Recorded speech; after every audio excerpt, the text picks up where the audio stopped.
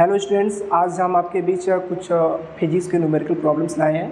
ठीक है, तो ये प्रॉब्लम जो है आपको मैंने पढ़ाया है कि रिलेटिव परमिटिविटी, ठीक है, जिसको बोलते हैं निरपेक्ष वैद्युतशीलता। दिया कि यदि शुद्ध जल का परावर्तन 81 हो तो निरपेक्ष वैद्युतशीलता कितनी होगी।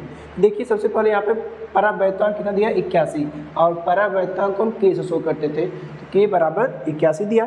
ठीक है, और पूछा है अपसाइलन की वैल्यू। अपसाइलन को बोलेंगे निरपेक्ष वैद्युतशीलता। हमें फार्मूला है के बराबर अपसाइलन नॉट अपसाइलन नॉट या epsilon equal to epsilon naught into के, मल्टीप्लाई कर देंगे तो क्या हो जाएगा, ये हमारा 81 के वैल्यू और अपसाइलन, और ये अपसाइलन नॉट हमारा 8.5 × 10⁻12 होता है।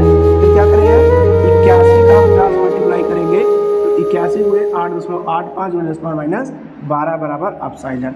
इसके बाद क्या करेंगे, हम 8.85 जो है इसको हम ऊपर नीचे 100 से गुणा करेंगे, 100 से भाग करेंगे, तो ये हो जाएगा 885 बटे में 100 × 10⁻12।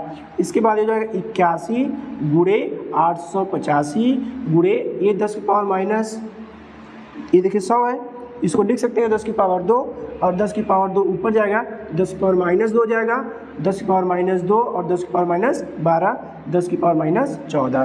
तो देखिए यहाँ पर आपका क्या है, जब गुणा करेंगे 81 का 885 में तो 71,685, और बाकी ये 10 की पावर माइनस 14 होगा। तो इसके बाद अगर हम देखेंगे तो 1 2 3 4 इसमें टोटल 5 डिजिट्स हैं, तो हम इस डेसिमल को 4 प्लेस तक हम खिसका सकते हैं ना, 1 2 3 4 प्लेस तक खिसकाएंगे तो इसकी पावर क्या होगी, 4 रिड्यूस होगी, कम हो जाएगी, तो क्या हो जाएगा -14 से -10। ठीक है, इसलिए अपसाइलन का मान जो हो जाएगा, अपसाइलन का मान, ठीक, अपसाइलन का मान हो जाएगा यहाँ पर 7.17। ठीक, समझाया। चलिए, अच्छा, दूसरा क्वेश्चन है कि वैद्युत क्षेत्र की किसी बिंदु पर स्थित 5 × 10⁻⁴ कूलाम आवेश पर 2.25 न्यूटन का बल कार्य करता है। उस बिंदु पर वैद्युत क्षेत्र की तीव्रता ज्ञात करनी है। देखिए, इस क्वेश्चन में दो चीज़ दिया, आपका दो चीज़ दिया ना, 5 × 10⁻⁴ ये आवेश है, और बल कितना लग रहा है 2.25, Q और F दिया है, Q और F दिया है, E पूछ रहा है, E बराबर F अपान Q का मान 2.25, इसके बाद F का मान दिया 2.25 और Q का मान दिया है 5 × 10⁻⁴। तो हम यूज़ करेंगे यहाँ पे, थोड़ा सा देख लीजिए, 5 से जब काटेंगे तो ये आपका कैंसिल हो जाएगा। तो ये अगर हम 45 0.45 × 10⁻⁴, क्योंकि ये माइनस जो ऊपर जाएगा तो प्लस हो जाएगा, 0.45 × 10⁻⁴ हो गया, या इसको लोग ऐसे लिख सकते हैं 4.5 × +3। वैद्युत क्षेत्र की तीव्रता का मात्रक होता है न्यूटन पर कूलाम। अगला क्वेश्चन कि एक स्थान पर 100 न्यूटन पर कूलाम का वैद्युत क्षेत्र पूर्व की ओर है। इस क्षेत्र में एक ऐसी वस्तु स्थित है जिस पर 10⁶ इलेक्ट्रॉनों की अधिकता है। वस्तु पर लगने वाले बल की दिशा और परिमाण ज्ञात करना है। देखिए, वैद्युत क्षेत्र दिया है, वैद्युत क्षेत्र कितना है 1000 न्यूटन पर कूलाम, तो इसको हम लिख सकते हैं 10 की पावर 3, और इलेक्ट्रॉनों की संख्या कितनी है 10 की पावर 6।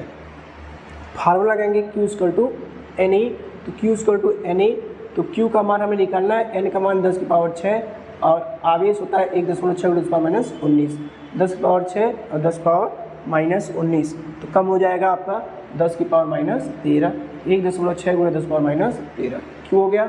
इसके बाद हमें F निकालना है ना, F निकालना है, तो F = क्या हो जाएगा EQ, F = EQ, और Q का मान 1.6 × 10⁻13, और E का मान है 10⁻3, तो -13 + 3 -10 हो जाएगा, इसलिए 1.6 × 10⁻10 न्यूटन का हो जाएगा। चूँकि आवेश जो है वो नेगेटिव है और वैद्युत क्षेत्र की दिशा हमेशा प्लस से माइनस की ओर होती है, तो बल की दिशा क्या हो जाएगी, प्लस से माइनस की ओर। वैद्युत क्षेत्र की दिशा जो है वह पूर्व की ओर है, इसलिए बल की दिशा पश्चिम की ओर जाएगी, क्योंकि ये माइनस से प्लस की ओर जाता है। अगला क्वेश्चन देखेंगे कि दिया है कि हीलियम के नाभिक के कारण उससे 1 एंगस्ट्रॉम दूरी पर वैद्युत क्षेत्र की गणना कीजिए। देखिए आपका दिया है कितना, हीलियम का मतलब होता है कि 2 इलेक्ट्रॉन के बराबर आवेश और 1 एंगस्ट्रॉम का मतलब 10⁻⁻10 मीटर। तो आवेश दिया है और दूरी दिया है, तो हम फार्मूला लगाएंगे E = 1/4πε0 Q/r²। ठीक, इसके बाद ही हम डायरेक्ट यूज़ कर सकते हैं E = 9 × 10⁹ और आवेश का मान है 2e और 1 इलेक्ट्रॉन पर 1.6 × 10⁻⁻19 होता है, इसलिए 2 पर हो जाएगा, दुगना हो जाएगा। बाकी r का मान 10 एंगस्ट्रॉम है, तो 10⁻⁻10 का स्क्वायर करेंगे 10⁻⁻20। जब आप इसको सॉल्व करेंगे तो टोटल हो जाएगा 2.88 × 10⁻11। ओके, अगला क्वेश्चन, स्वर्ण नाभिक, ठीक है, जिसका परमाणु क्रमांक दिया है आपका 79 और जिसकी त्रिज्या 6.6 × 10⁻⁻15 है। यदि नाभिक पर धनावेश समान रूप से वितरित हो तो इस आवेश के कारण नाभिक की सतह पर, ठीक है, इसकी स्थिति पर बिंदु क्षेत्र की तीव्रता ज्ञात करनी है। ठीक है, तो देखिए आपका दिया हुआ है स्वर्ण, ठीक है, स्वर्ण मतलब सोना, गोल्ड, ठीक है, जिसे बोलते हैं आरम। इसका परमाणु क्रमांक होता है 79, तो 79 परमाणु क्रमांक है, मतलब कि 79 इसमें इलेक्ट्रॉन होंगे। आवेश जो हो जाएगा वो 79 इलेक्ट्रॉनों के बराबर हो जाएगा और दूरी दी गई है जो वो 6.6 × 10⁻⁻15 दी गई है। पूछा क्या है, वैद्युत क्षेत्र की तीव्रता। हम E = यूज़ करेंगे 1/4πε0 Q/r²। इसका मान रख देंगे और Q का मान रख देंगे यहाँ से उठा के, और R का मान उठा करेंगे 6.6 × 10⁻⁻15 का स्क्वायर। ठीक है, तो आप देखिए 9 × 10⁻9 और यहाँ पर 19 है और 15 का स्क्वायर करेंगे तो 30 हो जाएगा और 30 ऊपर जाके +30 हो जाएगा -19। तो देखिए आपका दो चीज़ है, 10⁹ -19, तो इसमें से घट के हो जाएगा -10 और +30, तो -10 + 30 प्लस का 20 हो जाएगा। तो देखिए यहाँ पे आपका 20 दिया गया है। ठीक है, फिर 9 × 79 × 16 और 6.6 को हम ऊपर नीचे गुणा करके 66 बना सकते हैं। ठीक है, तो अब जैसे देखिए यहाँ पे काटने के बाद ये हो गया 10⁻21 और 79 × 4 में करेंगे बटे 121, तो ऊपर करने पर आ गया आपका 316 बटे में 121 × 10⁻21। तो आप जब इसको कैंसिल करेंगे तो 2.6 × 10⁻21 आएगा। ठीक है, अगला क्वेश्चन,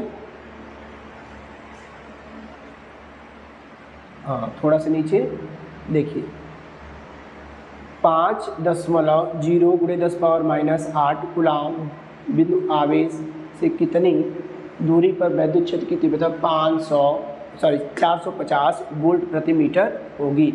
ठीक है, आवेश दिया है और वैद्युत क्षेत्र की तीव्रता दूरी पूछा है, Q और E दिया है, R पूछा है, तो फार्मूला लगाएंगे 1/4πε0 Q/r²।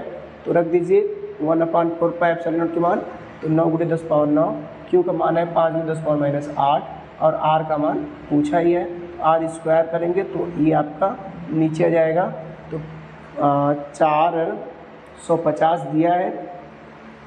ठीक है, और 9 × 5 = 45, एक पावर कम हो जाएगा तो 450 बटे में 450, इसका मतलब 1, और 1 का वर्गमूल भी 1 होता है, इसलिए 1 मीटर हो जाएगा। अगला क्वेश्चन देखते हैं।